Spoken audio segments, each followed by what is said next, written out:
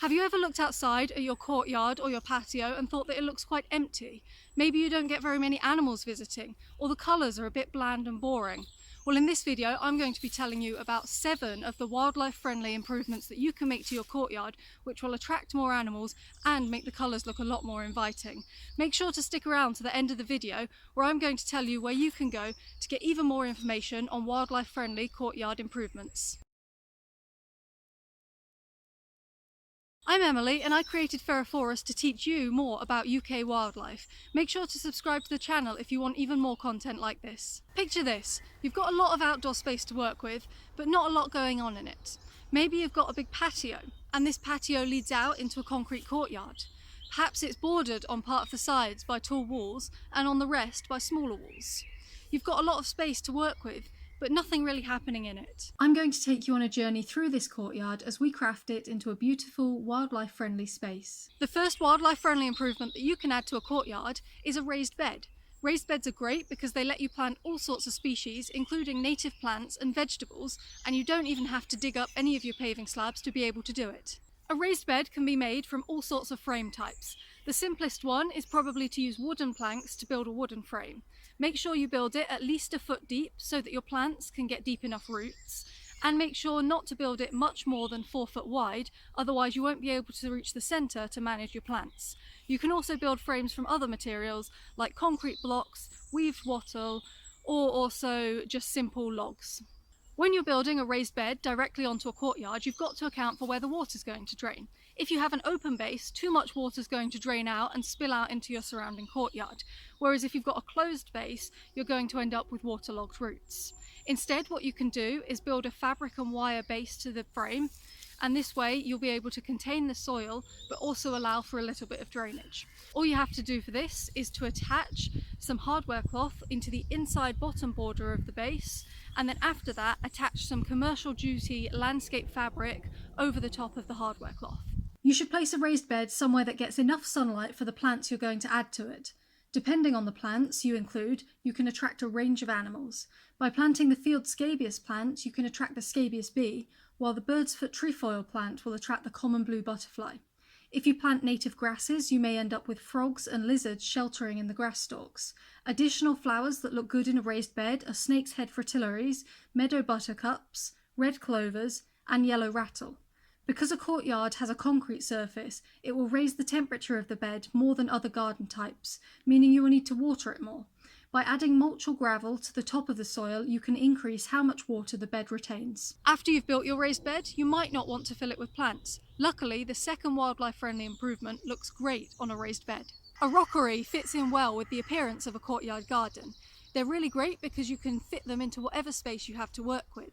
If you're building a larger one, you might need to hire some extra equipment to help you lift the large rocks, but if you're building a smaller one, you can just make do with garden tools. A rockery can be placed on a raised bed, or if you want it directly on the courtyard, it should be placed in an open area that sunlight reaches, where the drainage is good. A rockery should be made with local rocks in a range of sizes, from gravel to large rocks.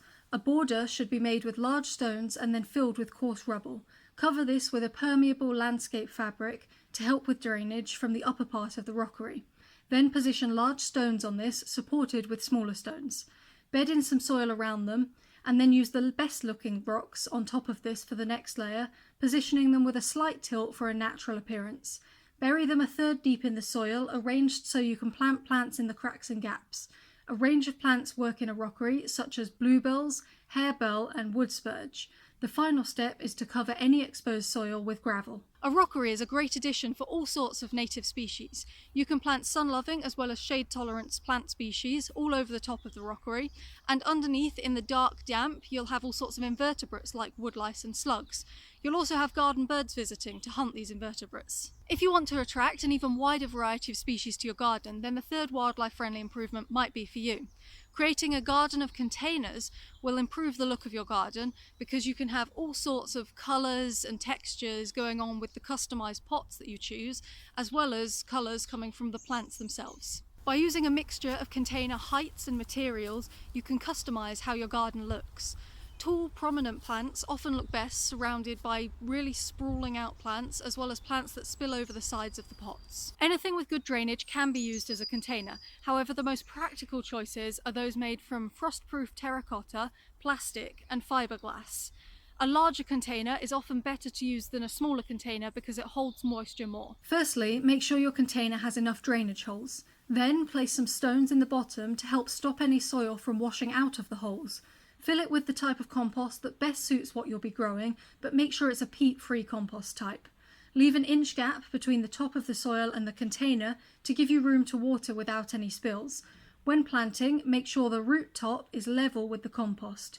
Then, because a courtyard surface heats up containers, finish the planting by dressing the top of the container with stones to help increase how much water it retains. A wide variety of plants can be grown in containers, such as rudbeckia, heather, verbena, and forget-me-nots. The more dense plants will provide shelter for birds, while flowers will provide food for invertebrates like butterflies. You can combine your container garden with alternative containers for an even more interesting appearance.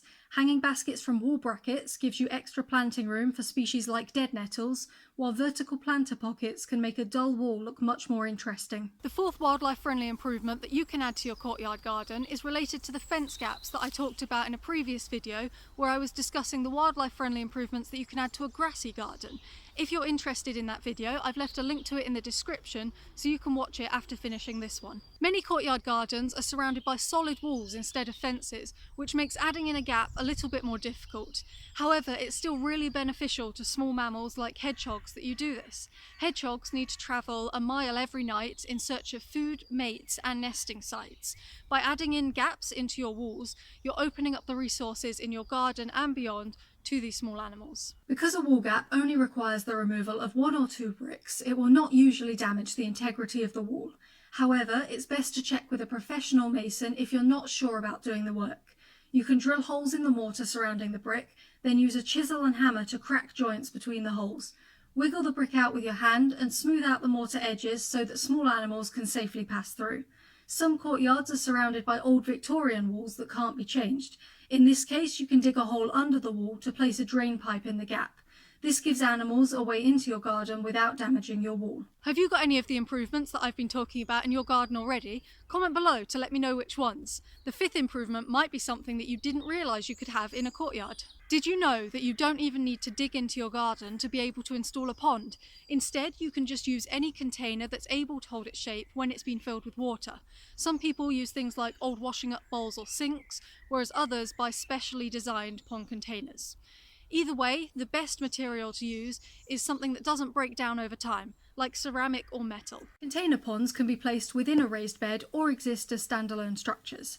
Place your container in a location that gets partial shade to reduce the amount of algae, but enough sun to keep it warm for amphibians that may visit.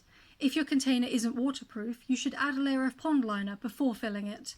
Place a mix of aquarium-grade gravel and low-nutrient soil in the base. Then add rocks and logs to create various depths within it and access points outside of the pond. If the container is standalone, there should be an outside ramp so animals can get up into it. Fill your container, ideally with rainwater, and then add planting baskets with plants into it. The 4 planting zones that I mentioned in my grassy gardens video might not all fit in the container, depending on how small it is. Ideally, you should include at least 1 shallow emergent plant, 1 submerged oxygenator plant, 1 submerged oxygenator plant with floating leaves, and 1 marginal edge plant. However, so long as you fill 25 to 75% of the container with plants, it should get enough oxygen and be able to provide enough resting spots for animals. Container ponds simulate natural habitats, such as puddles of water that collect in tree hollows. They attract invertebrates like dragonflies or pond skates, and larger ponds will attract birds that prey on these. Give this video a like if you're thinking about taking on a container pond as your next garden project. Okay, so by this point we've got a pretty good courtyard going on, with a range of improvements to attract all sorts of species, and a range of colours and textures to make it look more appealing. So, what more can we do? We've made use of a lot of the ground space so far, but now we need to think about making use of the extra space that isn't often utilised in a garden. The 6th wildlife-friendly improvement to add to your courtyard garden is to think about modifying the 3-dimensional space by adding a trellis, a rooftop garden, and modifying your fence posts. Putting up a trellis can separate your courtyard into zones for different uses, or you can use one to hide unattractive walls. A metal trellis lasts longer than a wooden one as plants like ivy and clematis grow up around it. They are easy to look after, with some light pruning in late winter and early spring to encourage branch growth. You can also create a garden on top of a single-story building or a shed. These gardens help prevent flash flooding by absorbing rainwater, improve soundproofing, and decrease weather damage to roofs. However, they can be fairly complex to install, and you need to check with a roofing contractor to determine whether your roof can hold up to the weight of the plants. Making use of your fence or wall posts is a lot easier. You can drill small holes into them at a diameter between 2 and 10 millimeters, which will provide shelter for solitary bees or ladybirds. That brings us nicely on to our 7th and final improvement to add to a courtyard garden, which is to install a bee hotel.